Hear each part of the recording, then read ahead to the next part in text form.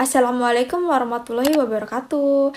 Halo teman-teman semua, perkenalkan nama saya Anissa Septiana, jurusan Pendidikan Agama Islam dengan NPM 2201010011. Pertama, marilah kita panjatkan puja-puji syukur kehadirat Allah Rabbi, dan mari kita curahkan salawat dan salam kepada baginda Nabi Muhammad SAW. Jadi, teman-teman, dalam video ini saya akan mencoba memaparkan dan memberikan materi terkait mengenai usul fikih dan pertimbangan. Oke, saksikan sampai akhir ya.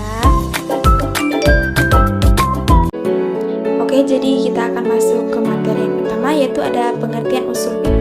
Usul fikih itu secara bahasa berasal dari bahasa Arab yang artinya pokok pemahaman. Jadi yang dimaksud dengan usul fikih adalah pokok-pokok dalam memahami sesuatu.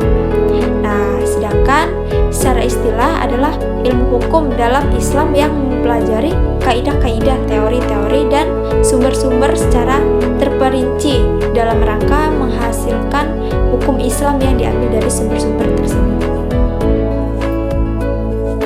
Oke, jadi yang kedua itu ada objek pembahasan usul fikih. Nah, jadi dalam objek pembahasannya usul fikih itu membahas mengenai kaidah-kaidah berpikir dalam memahami syariat yang hasilnya berupa pemahaman atau hasil pemikiran, dan juga membahas sifat-sifat esensial dari berbagai macam dalil dan kaitannya dengan penetapan sebuah hukum dan sebaliknya, segi bagaimana tetapnya suatu hukum dengan dalil. Nah, yang ketiga itu ada tujuan memahami usul fikih. Yang pertama itu mengetahui pendapat yang benar di antara perbedaan pendapat para ulama, untuk mengetahui standar yang benar agar selamat dalam beristidlal, sebab tidak setiap dalil sahih itu menghasilkan istidlal yang juga sahih. Dan yang kedua itu memudahkan praktik ijtihad dalam permasalahan masa kini. Yang ketiga itu ada menjelaskan ketentuan dalam fatwa syariat menjadi seorang mufti, serta adab-adab dalam memberi dan meminta fatwa. Yang keempat itu ada mengetahui sebab-sebab yang menimbulkan persilangan pendapat di antara para ulama sehingga dapat memberikan alasan dan uzur. Yang kelima itu ada menjaga usul istidlal dan bertahan terhadap perselisihan. Nah, yang keempat ini ada sejarah perkembangan usul fikih di zaman Nabi Muhammad SAW. Jadi terbentuk sunnah merupakan hasil penalaran atas ayat-ayat hukum-hukum, maka apa yang dikemukakan Nabi itu dapat disebut fikih, atau lebih tepatnya disebut fikih sunnah, dan segala landasan yang dikemukakan dan solusi yang disuguhkan berdasarkan Al-Quran. Jadi pada zaman Nabi Muhammad fikihnya Al-Quran dan hadis saja. Nah, jadi di sini ada sejarah perkembangan usul fikih zaman Nabi sahabat. Jadi sumber hukum pada masa sahabat tidaklah beda jauh dengan zaman Nabi Muhammad SAW, akan tetapi yang membedakan adalah adanya ijtihad sebagai pemberi solusi. Jadi penetapan hukum pada zaman sahabat itu meliputi Al-Quran dan hadis, tetapi ditambah dengan ijtihad sahabat. Jadi di sini ada sejarah perkembangan usul fikih di zaman Nabi Tabi'in. Karena banyaknya persoalan-persoalan hukum yang timbul dan karena pengaruh kemajuan ilmu pengetahuan dalam berbagai bidang yang berkembang dengan pesat yang terjadi pada masa ini, kegiatan ijtihad juga mencapai kemajuan yang besar dan lebih bersemarak pada masa ini. Juga semakin banyak terjadi perbedaan dan perdebatan antara para ulama mengenai hasil ijtihad dan dalil-dalil dan jalan-jalan yang ditempuhnya. Perbedaan dan perdebatan tersebut bukan saja di antara ulama satu daerah dengan daerah yang lain, tetapi juga di antara para ulama yang sama-sama tinggal dalam satu daerah.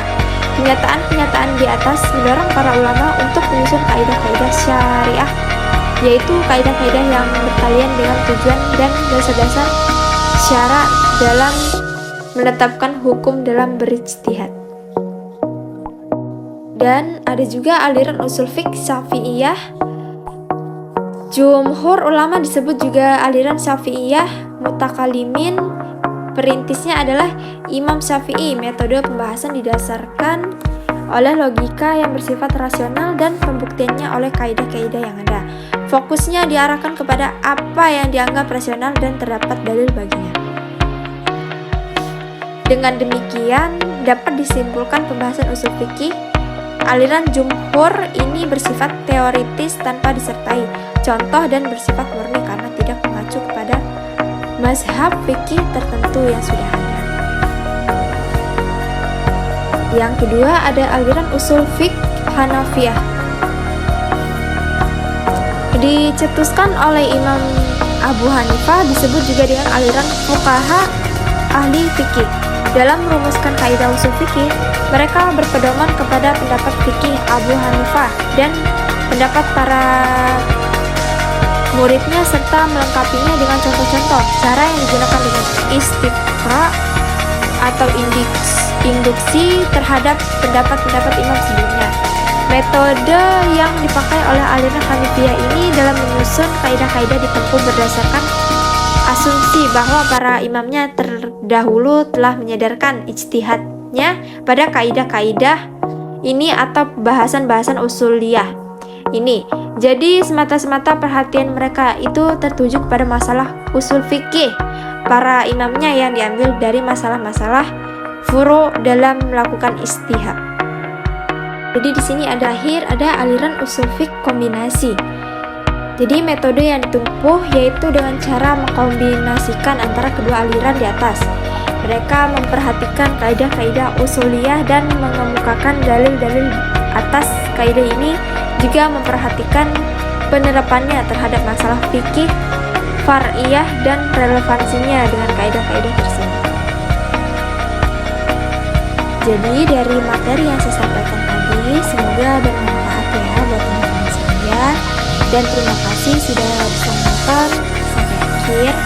Saya akhiri, wassalamualaikum warahmatullahi wabarakatuh.